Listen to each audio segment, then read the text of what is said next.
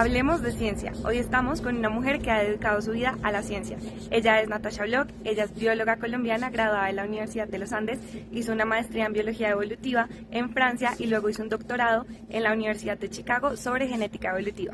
Ella es un claro ejemplo de lo que se puede lograr como mujer en ciencia y hoy estamos aquí para que ella nos cuente un poquito más sobre su propia experiencia y además hablar un poquito de las perspectivas de ciencia en el país. Llegó el momento en que tenía que llenar los formularios de la universidad, entonces estaba obviamente en mi último año de colegio, ya tenía los formularios completamente llenos, excepto el campo donde decía que tenía que quería estudiar, que para qué carrera iba a aplicar en los Andes, y no tenía ni idea qué poner. Y estaba con unos amigos tomándome un café en una esquina y hubo un accidente, un carro contra una zorra. Desafortunadamente en ese accidente el pobre burro de la zorra quedó pues afectado y no sé por qué razón en ese momento supe muy claramente que tenía que estudiar biología, entonces llené mi formulario con biología. Claramente desde el primer día en biología sentí que ahí era que tenía que estar. Me encantó desde el primer día la carrera, siempre pues me fue muy bien porque sabía que estaba en lo mío, entonces estaba muy motivada siempre a estudiar porque obviamente como toda materia científica es difícil. Y uno como biólogo a veces hay ciertas partes de la ciencia que le cuestan trabajo. A mí la física, por ejemplo, siempre me ha costado mucho trabajo, pero uno siempre está muy motivado a meterle el esfuerzo cuando uno está haciendo lo que le gusta. Uy, eso es una mezcla de emociones, o sea, siendo honesta, uno sí, debería estar muy feliz de que se graduó y ya no.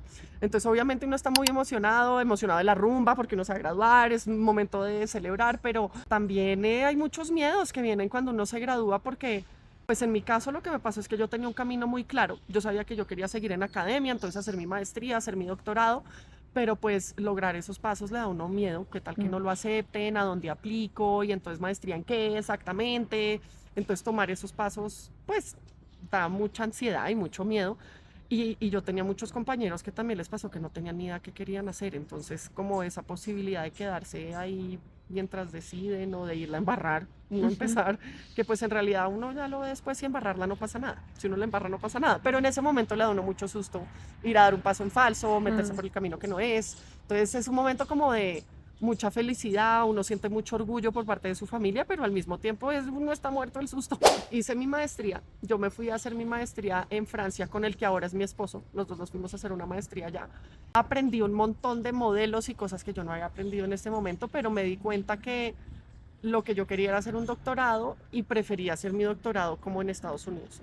Terminé afortunadamente como llegando creo que al sitio donde yo tenía que estar. Yo apliqué como a 9 universidades porque estaba muerta del susto y terminé quedándome en la Universidad de Chicago. Mi doctorado, básicamente yo me enfoqué en estudiar si las diferentes aves perciben el color diferente.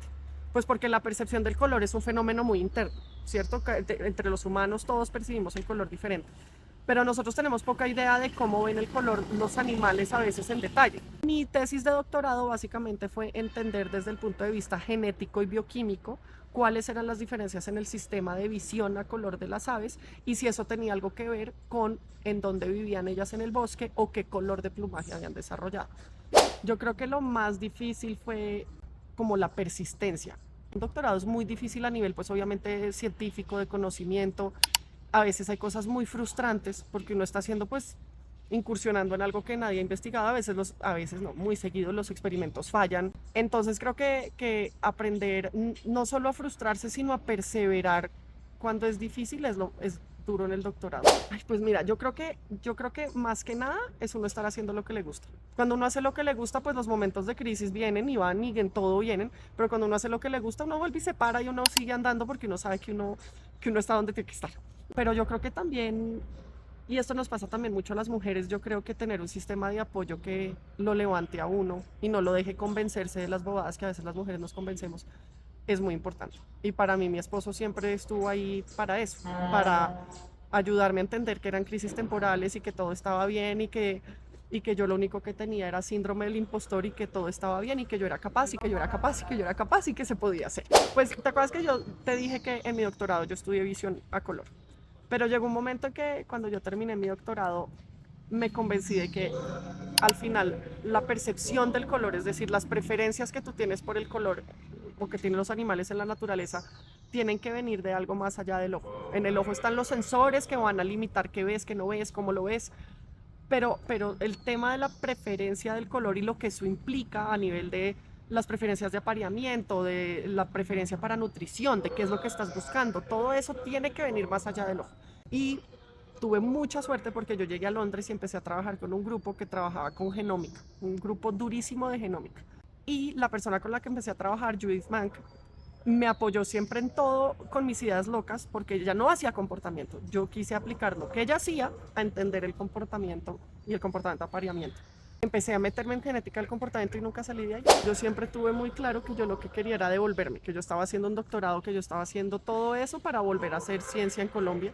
Yo siempre quise pues crear oportunidades acá, luchar por la ciencia acá, sobre todo darle a otros estudiantes las oportunidades que yo tuve de, pues, de educación y de salir y de hacer ciencia afuera para volver a enriquecer el país. Entonces yo siempre quise crear oportunidades acá. Pues mira, yo creo que todo depende de las edades, pero cuando estamos hablando de los muy chiquitos, yo creo que los chiquitos se emocionan teniendo ejemplos. Entonces creo que lo que tenemos que hacer es mostrarles ejemplos de personas del mundo real, como dicen ellos, que son científicos. Y para las niñas mujeres que sean científicas, que su estereotipo visual de un científico no sea siempre un hombre. Entonces yo creo que eso ya es un primer paso. Hacer programas de tanto de trabajo comunitario como en los colegios que muestren la ciencia como algo divertido. Es que la ciencia puede ser muy divertida. Y creo que esto se vuelve, pues cambia la manera como lo podemos implementar, pero sigue siendo muy importante a medida que van creciendo. En la adolescencia, en todo, que se vuelva normal tener el ejemplo del científico, así como tenemos el ejemplo del financiero, del abogado, de cosas que los niños ven todos los días. No, yo creo que en Colombia lo que tenemos que hacer es encontrar un sistema que apoye el talento que hay, porque en este país hay muchísimo talento, sin contar el país que tenemos. O sea, nosotros no solamente tenemos el talento, sino la plataforma y la riqueza para hacer ciencia de un nivel altísimo. Creo que lo que pasa, sin ánimos de ponernos políticos, es que necesitamos unas plataformas gubernamentales que apoyen a la ciencia. Necesitamos un presupuesto que supere el límite de la ridiculez, porque el presupuesto que tiene Colombia para ciencia es realmente muy chiquito. La ciencia cuesta. En estos países cuesta más porque tenemos que traer insumos de todas partes, entonces la ciencia cuesta.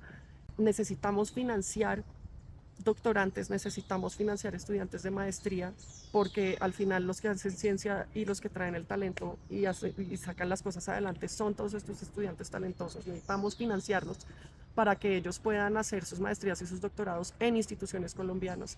Tiene que haber un enfoque en educación para que desde chiquitos los niños de Colombia tengan acceso a una buena educación, y no solo en las ciudades, en donde hay mucho trabajo que hacer, pero más allá de las ciudades es aún más precaria la situación a veces, porque nadie va a llegar a hacer una maestría y un doctorado si no han tenido una buena base en el colegio. Entonces yo creo que no se estrese tanto.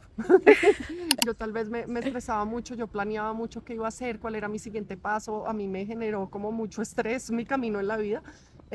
Y creo que el mensaje sería que el camino uno igual lo encuentra sin amargarse tanto y sin estresarse tanto.